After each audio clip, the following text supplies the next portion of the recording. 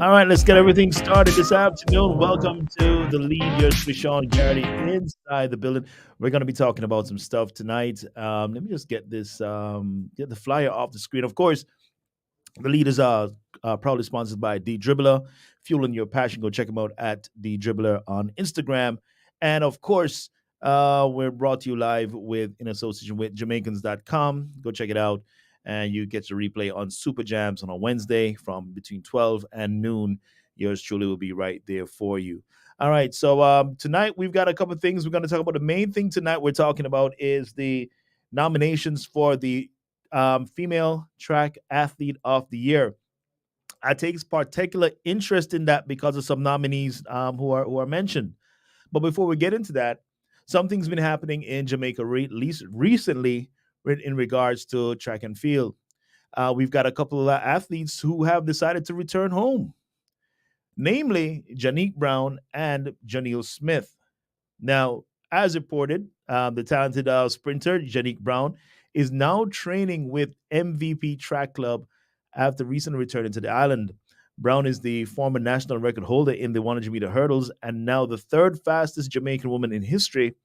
She had her first session at the club's University of Technology base last Monday. Now, her first steps towards reigniting her career. Let's see if that's what's going to happen. Of course, this 24-year-old has not competed in the 100 hurdles since 2019 and has only featured in 14 competitive races over the past 2 years. One of the key things with Janique Brown was that she was having a spat between her I know they're exes now with Shakiri. They had a big blow up this season, which I think affected both of them performing on the scene. So we'll see how that works out.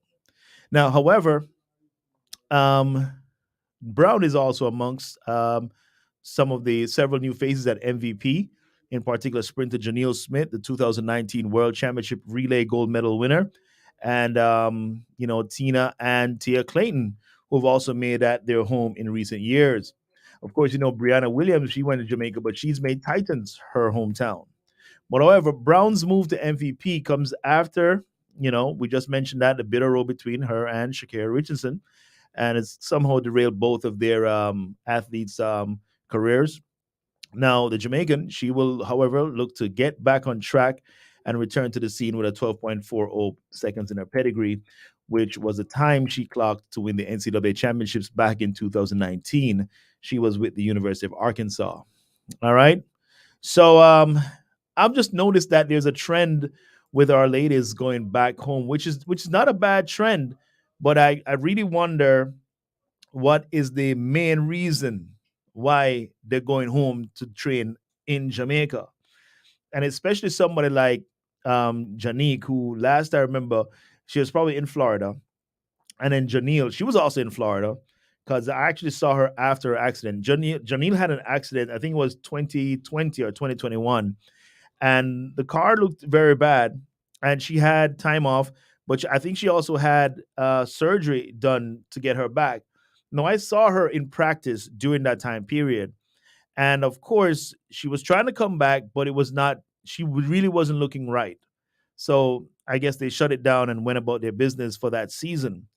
So it's going to be telling to see if this move to Jamaica is going to help them, because the group that she was with has pretty much since been disbanded. Nathan Allen was a part of that group. Keem Bloomfield was a part of that group. They've all gone their separate ways. We spoke to Kai Selvin last week. She was a part of that group. So it looks like that group has pretty much split up and they've gone their separate ways.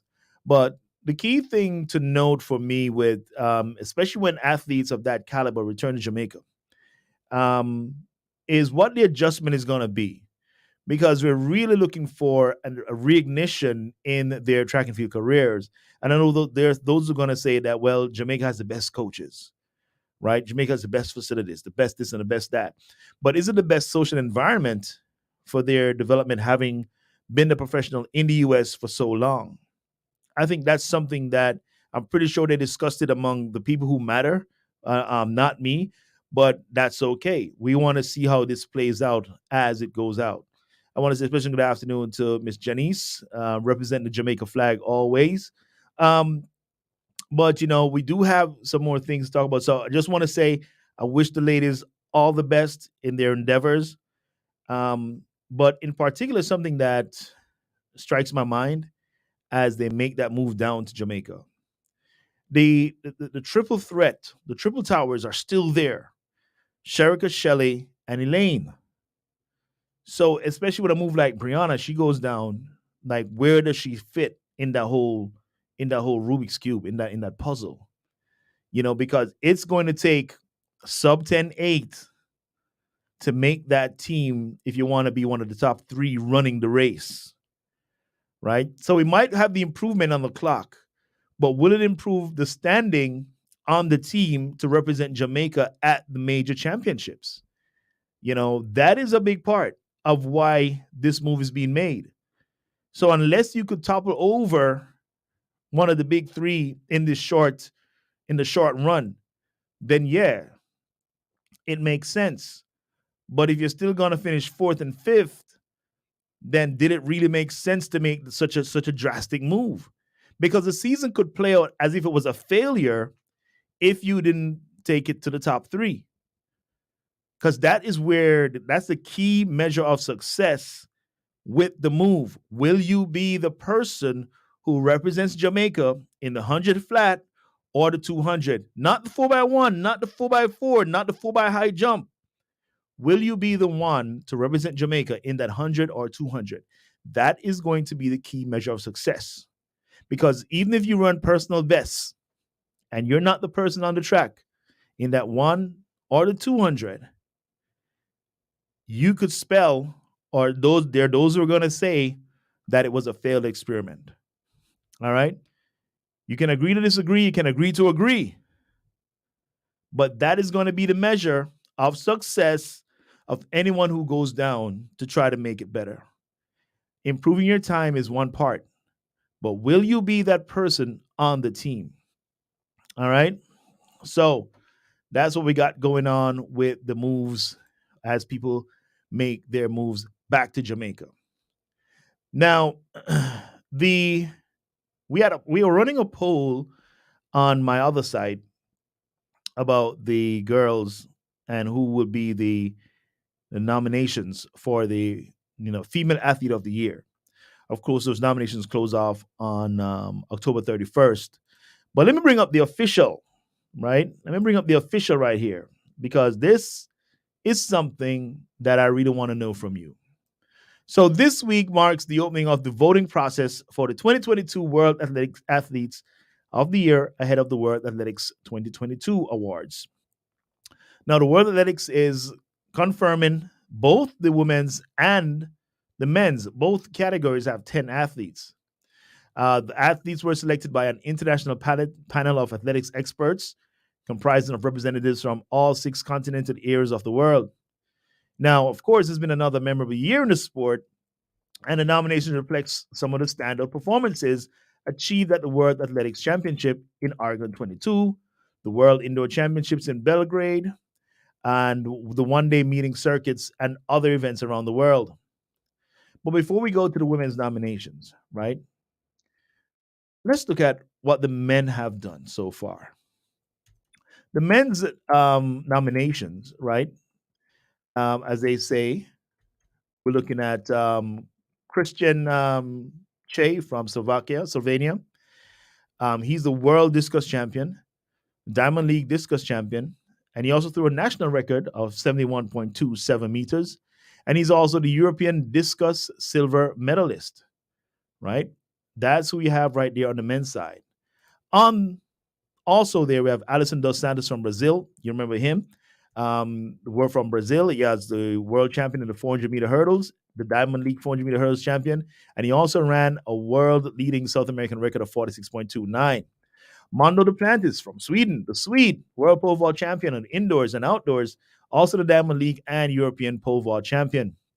He improved his world rankings to 6.19 meters and 6.21 meters indoor, and then 6.21 meters outdoor. So he's done his world record over and over.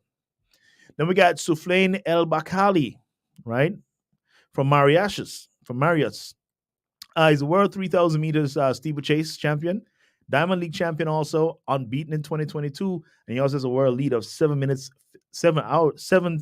58 0.28 in Rabat.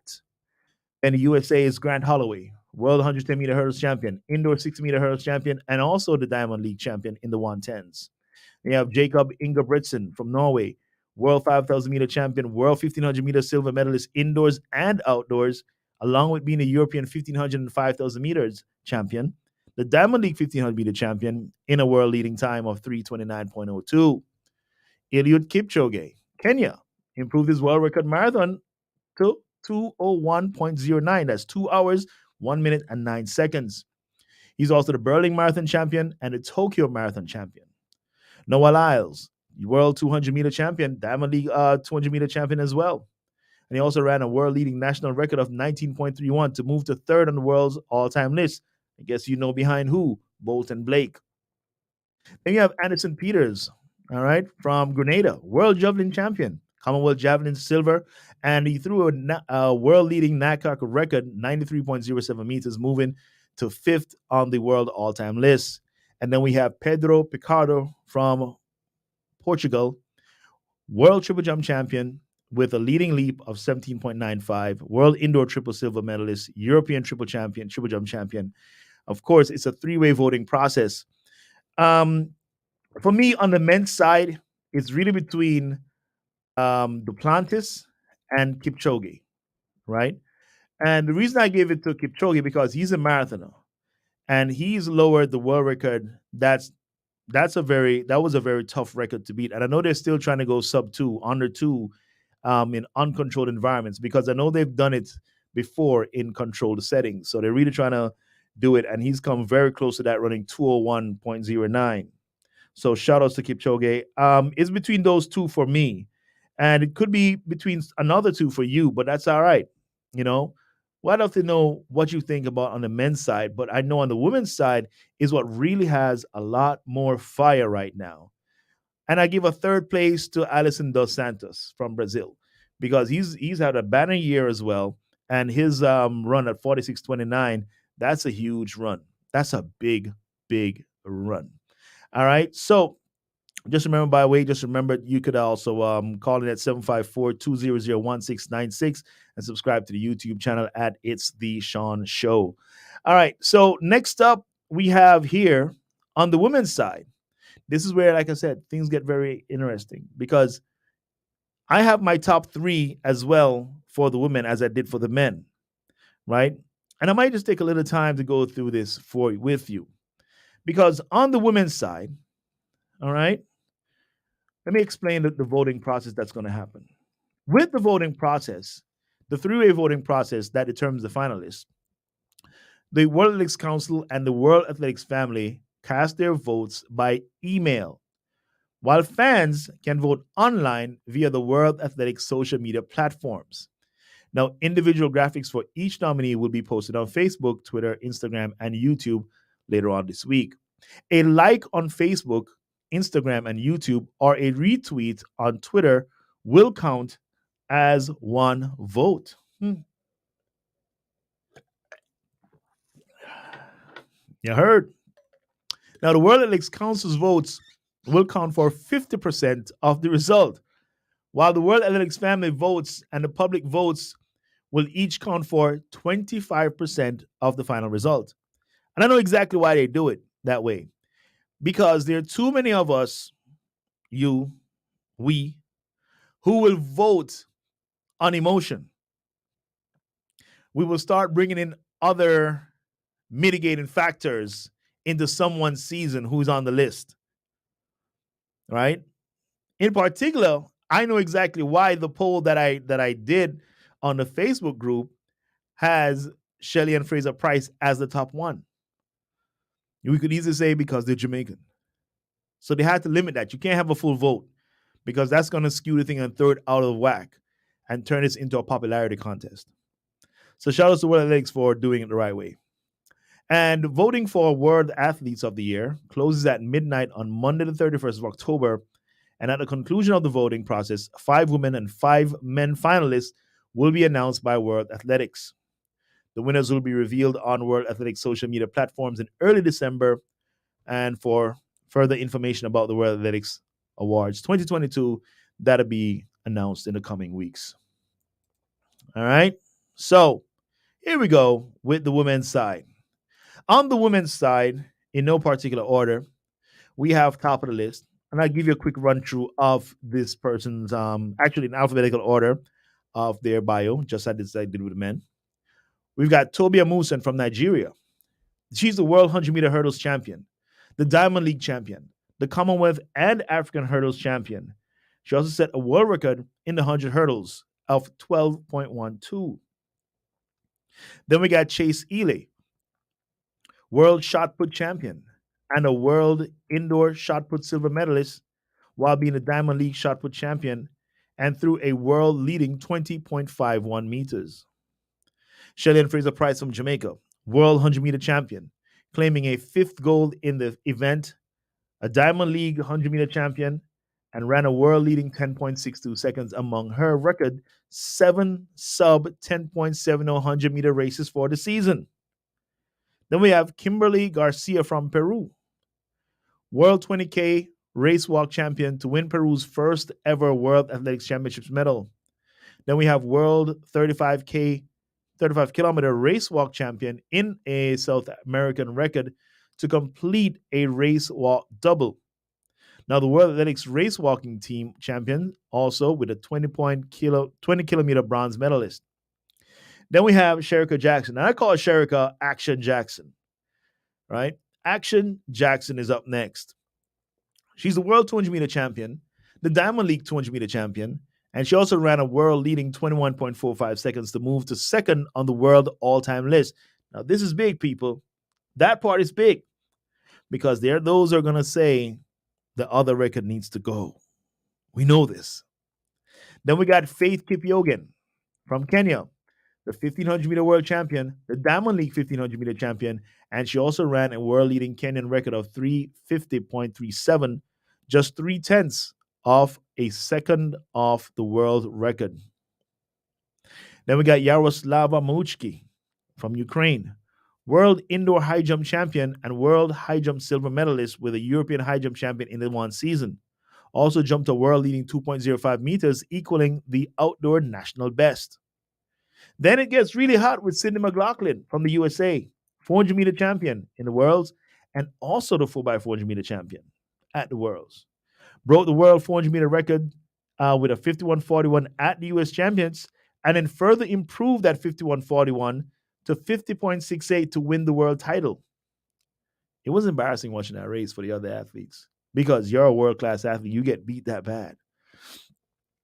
Then the next two, Shawnee Miller-Weber from the Bahamas, the 400-meter champion and the world indoor 400-meter champion, and also the NICAC 400-meter champion. And last but not least, Yulimar Rojas from Venezuela. She's the world indoor and outdoor triple jump champion. She's also the Diamond League champion in the triple jump and improved her world record to 15.74 meters in Belgrade. Now we've heard it. We've heard all the nominees. Now, who actually gets it? Right? Now, each has a very strong bio that you could make a case for, right? You make a really good case for these athletes. However, there can only be 5 that move on from the 10. And for me, there are some people who are on the list. I think they were just there to make up numbers, right? But no, with all due respect, because they had to have 10, so they chose the 10 best. And I mean, they had really good season. They were winning the worlds and they were having Diamond League success and running world leads elsewhere.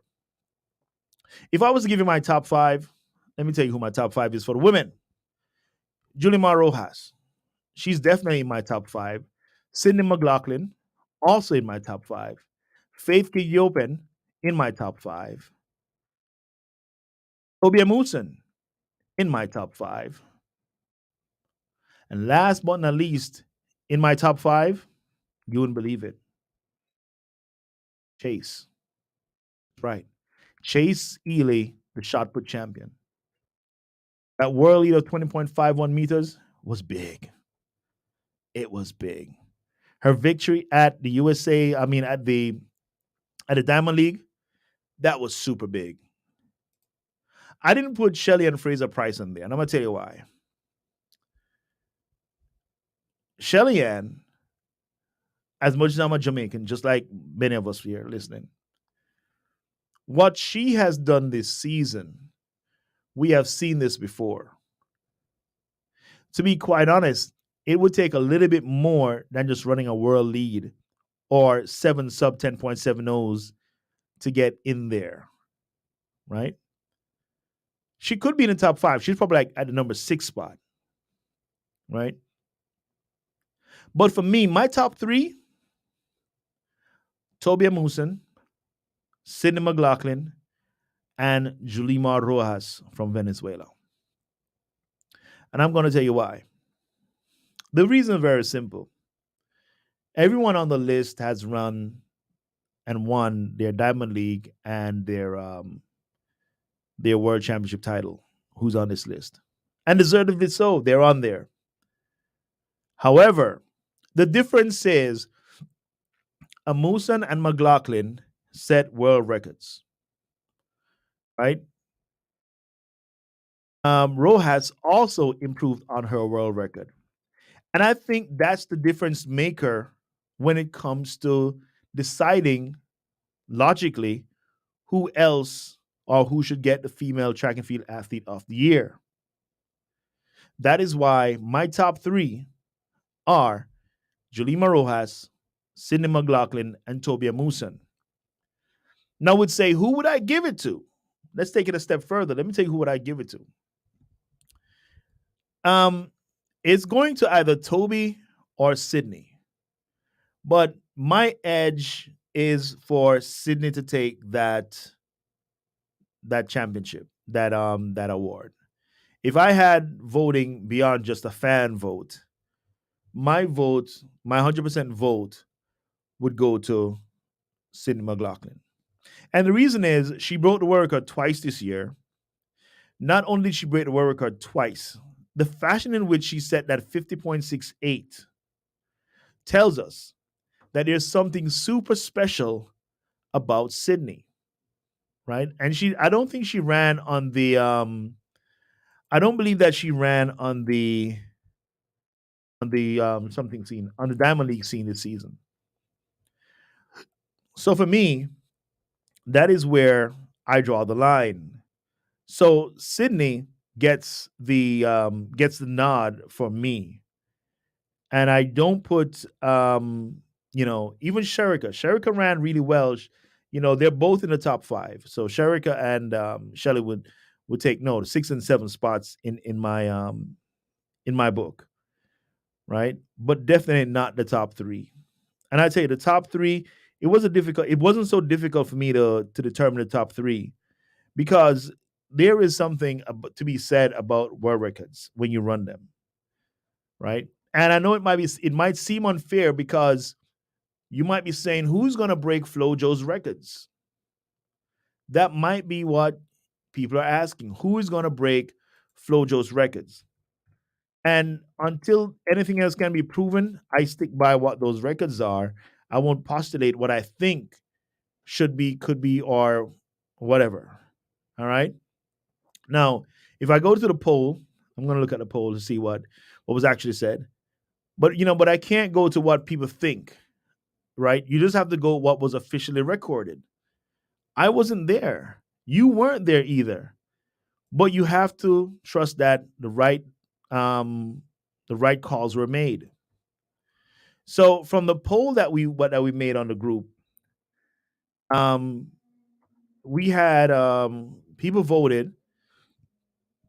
29% said Sidney McLaughlin, 11% for Toby, and 48% of the voters went to Shelley. 48% went to Shelley. So who, you know, but Sydney comes in second. So I think I'm correct with Sydney being the top person because Shelley for me is definitely not on there. Right? Shelley is definitely not on there. But it's good. It's a good look. I mean, I guess you got to represent Jamaica if you want. If you're from Jamaica, you got to represent. So for me, it's definitely Sidney McLaughlin with that 50.68 because that is a very special race. If you think about it, that 50.68 would have put Sydney in the 6th or 7th spot I believe, sixth or seventh spot in the 400 in the World Championships. That's very telling. Look at it. You're running against world athletes, you're world class elite athletes, and there's someone in another race with hurdles that will beat two of you guys in that race. There's something to be said about Sydney, and I sincerely hope that next year she continues that success. And please let us cut the conversation about her running, the 400, because that's not a good look. That's not a good idea. That is a very, very horrible idea. All right. So as we since we just dissected that, as we come down to it, we got some news coming out of Jamaica, right? Um, we got some athletes on the horizon, and being reported that a fit DeAndre Daly to wreak havoc, says his coach. Now, this is a 17-year-old kid who is from Herbert Morrison, and he looked very good last season, but he had national championships disaster in June, but he has put that behind him, so to speak. He's put that situation behind him. But there were some comments that were made which tells a story, right? So what some people are saying is that the coach needs to get it right through and ensure that he is healthy at the business end of the season. He has been struggling with this ever since he's a talented youngster that appeared on scene. Now, let me just say this. Injuries are part of the sport, but also managing the injury becomes more important, especially when the athlete is very talented as young DeAndre. What tends to happen is because of youth exuberance, because we saw this at championships one year with Michael Stevens from Calabar. What Stevens did is he knew he was hurt. There was a conversation before the race started as to what he should do. I believe Coach Clark and his handlers told Steven that he doesn't need to run the race. So what he did was he still went in the race, ran fast, and he pulled his muscle, probably even worse than before. There's something about managing your injuries that could make or break your season or make or break the type of career you're going to have. Before I left Calabar, there's a young man named Kurt Duncan. He got injured in class 3. And I remember he took like a year or two off, literally took a year or two off because the injury was that bad. So he would get back properly. And when he came back to class 1, right, he came back winning both the 110 hurdles and the 400 hurdles in the same meet. And those times, champs was 3 days.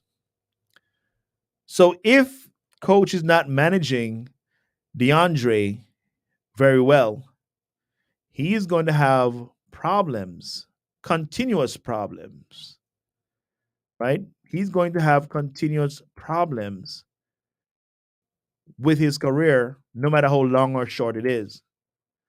And for me, I always want to see the kids first of all, I want to see them having fun in the sport. And having fun means being able to participate, being able to run well, and to have a nice outlook from where you are here today and where you think you could be 5, 10 years from now.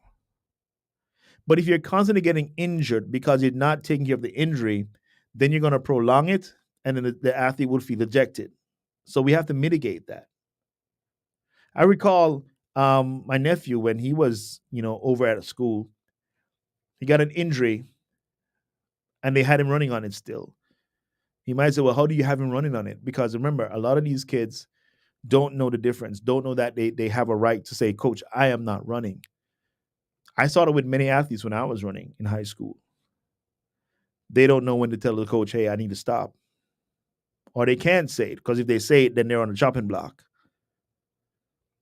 But once we got him out of that school into another situation, they totally took 3 months and pure rehab to make sure he was good. And now he's off, went to college, also ran for Team Jamaica. So you see, managing the injury takes a lot of patience, takes a lot of commitment, and you have to be willing to go through that process.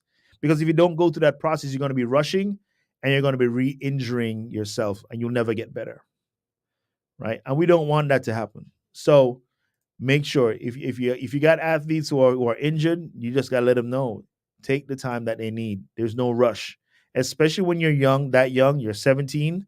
If the injury happened when you're 15, give it some time because there's nothing worse than the resurfacing of an injury if it's not taken care of properly. All right. So, my family, that's where I leave you tonight with the lead. Thank you very much for listening. If you got any views or comments, just please let us know. All right. Leave a message. Let us know what you think about everything. About, if Shelly and why should Shelly be in the top?